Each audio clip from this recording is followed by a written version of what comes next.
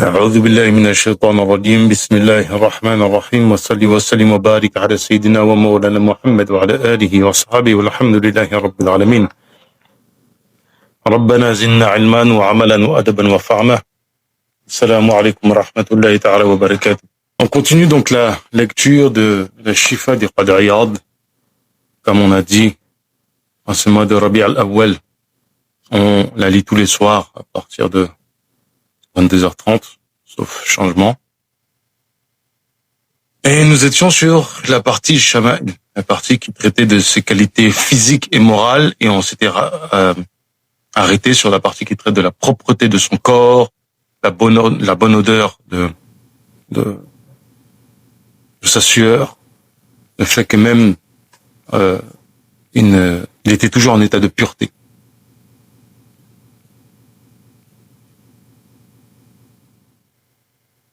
Donc, on va maintenant traiter de sa fatana, son intelligence. قال المؤلف رضي الله عنه نفع الله به وبعلومه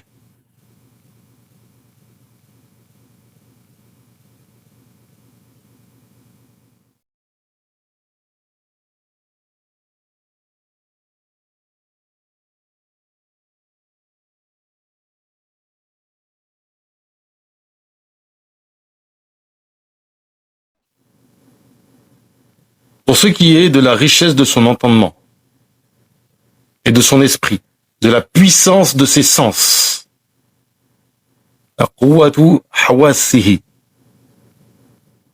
son éloquence, de la justesse de ses mouvements. Vous savez, il y a des gens, comment ils se tiennent, comment ils se portent, comment ils marchent. Il y a une certaine élégance, et d'autres sont plus pâteaux.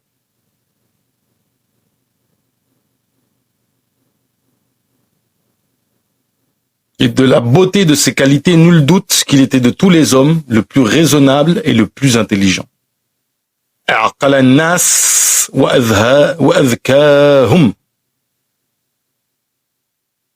Celui qui médite sur sa manière de gérer les problèmes intérieurs et extérieurs des créatures, تدبيره أمر بواتن الخلق وظواهرهم, de diriger les gens du commun ou de l'élite, السياسة العامة والخاصة, donc en fait on est sur les questions politiques, ne peut que constater le côté merveilleux, ma'ajib, ce qui est étonnant, de ses bonnes qualités, de son comportement en général et la grandeur de sa science. Quant à la prépondérance de son esprit et à la perspicacité immédiate de sa compréhension, elle émerveille autant plus que les préceptes de la loi appliqués sans l'aide d'une précédente expérience ou d'une érudition livresque.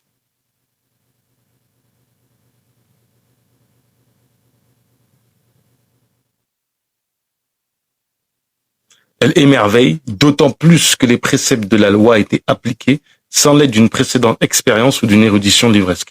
C'est-à-dire que le cheikh nous explique que le prophète alayhi salatu wassalam avait une telle perspicacité que même sans expérience préalable en matière de politique ou de manière de gérer les individus, il y avait une justesse, une précision, une intelligence.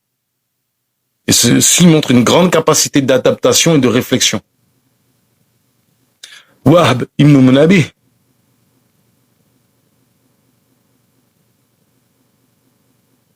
nous dit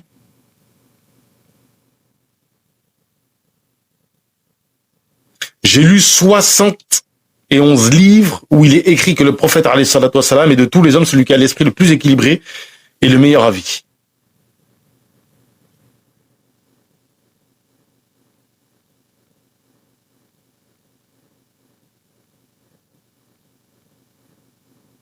Il a dit dans une autre version, j'ai trouvé dans tous ces ouvrages que Allah a accordé à l'ensemble des hommes en matière de raison par rapport à l'entendement du prophète alayhi salatu wassalam depuis la création du monde jusqu'à son achèvement, seulement l'équivalent d'un grain de sable par rapport au sable du monde. C'est-à-dire que l'intelligence du prophète alayhi salatu wassalam était par rapport à l'intelligence du reste des humains. C'est-à-dire que ce qu'il a donné d'intelligence au prophète alayhi salatu wassalam est l'équivalent de ce qu'il nous a donné, l'intelligence qu'il nous a donnée à nous, c'est un grain de sable et lui, c'était l'étendue en fait d'une plage. De son côté, Mujahid disait, lorsque l'envoyé d'Allah alayhi salatu wassalam se levait pour la prière, il voyait derrière son dos comme il voyait devant lui. Alors ça dénote une capacité de perception qui est extraordinaire. Ça fait partie de ces grands, comment on appelle ça? De ces grands miracles. Il voyait derrière son dos comme il le voyait devant lui. C'est de cette manière qu'a été compris ce verset. Et quand tu te trouves parmi ceux qui se prosternent, c'est l'une des interprétations de ce verset. Effectivement, en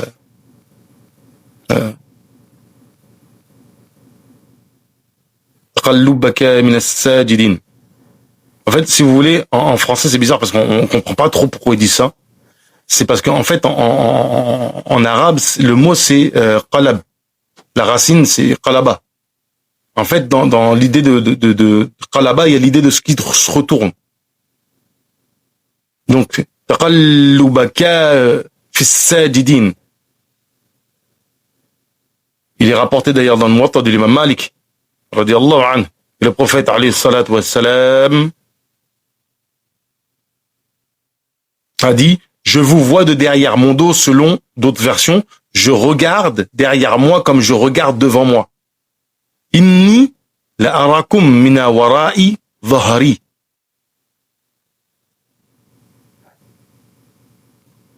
Donc en fait, oh non, ça se passe de commentaires. En fait, c'est le genre de choses, on regarde et juste on se dit d'accord. Qu'est-ce qu'on peut expliquer ça?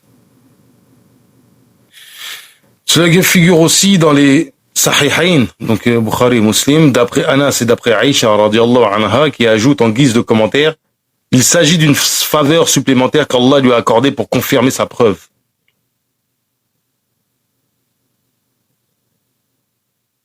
Inni l'anzuru min wara'i kama anzuru min bayni yadayi. Il y a encore une autre version qui dit Inni li absiru min qawaya kama absiru min bayni yadayi.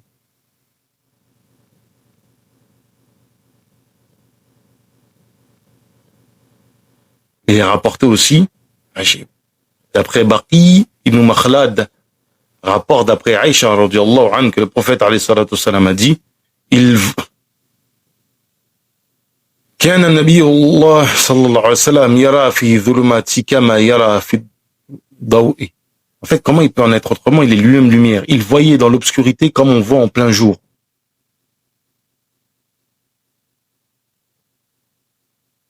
Du reste, de nombreuses traditions rapportent qu'il voyait les anges et les malaikata wa shayatin, donc il voyait aussi les shayatin. On rapporte aussi qu'on a élevé Najashi, le Négus, pour qu'il prie sur lui, c'est-à-dire qu'on lui a permis de voir le prophète, le Najashi depuis là où est-ce qu'il était en Éthiopie, et lui, il était, de mémoire, il n'était pas à Médine, c'est juste après une bataille. J'ai oublié c'est quelle bataille d'ailleurs, qu'il a l'information.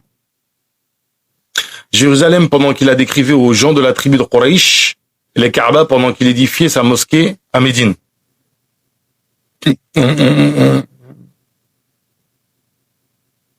En fait, par rapport à la Kaaba, qu'est-ce qui se passe? C'est que, excuse-moi, à Jérusalem, c'est que lorsque le prophète, alayhi salatu wassalam, fait l'Isra wal Mi'raj, et que il rentre à Médine, à Makkah, excusez-moi, et qu'il dit qu'il a fait le l'Isra, donc le voyage de nuit. Ensuite, le Mi'raj, on lui dit, bon, si tu prétends avoir voyagé à Jérusalem, décris-la nous.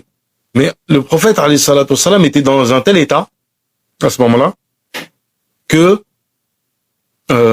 son hal aurait pu faire que, comment il a décrit, il aurait pu avoir, du fait de l'état dans lequel il était, l'état de béatitude, et voilà, l'état de béatitude, rapporté d'une façon qui aurait pu faire supposer que c'est imprécis. Donc, Allah Ta'ala lui a dévoilé, c'est-à-dire que comme si Jérusalem était en face de lui, et il décrivait ce qu'il voyait. Il décrivait Al-Quds au moment où elle était devant lui. C'est-à-dire que quand le prophète alayhi salatu wassalam dit Quraysh, Al-Quds est comme ça, comme ça, comme ça, en fait, il dit ce qu'il voit. C'est pas quelque chose dont il se rappelle.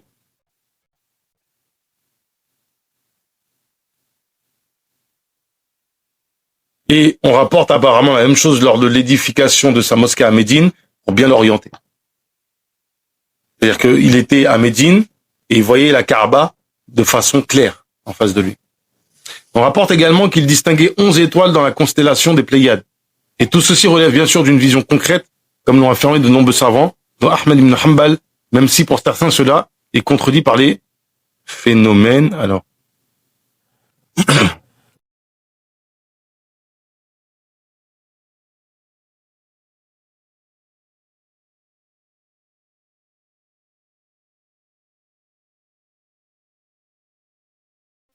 qu'est-ce qu'il entend par phénomène?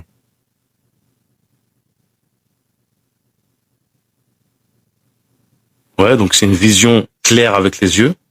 Ahmed ibn Hanbal wa ghayrihi wa dhahaba ba'dhum ila raddaha ila al-ilm. Et certains ont dit que c'est par la science, par le savoir. Mais c'est ça contribue le sens apparent.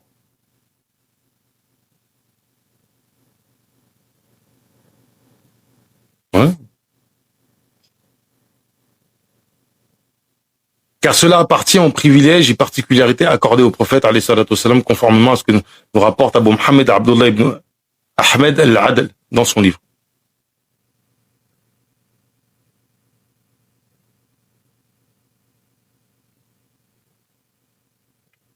Je comprends pas ce qu'il a traduit par phénomène ici.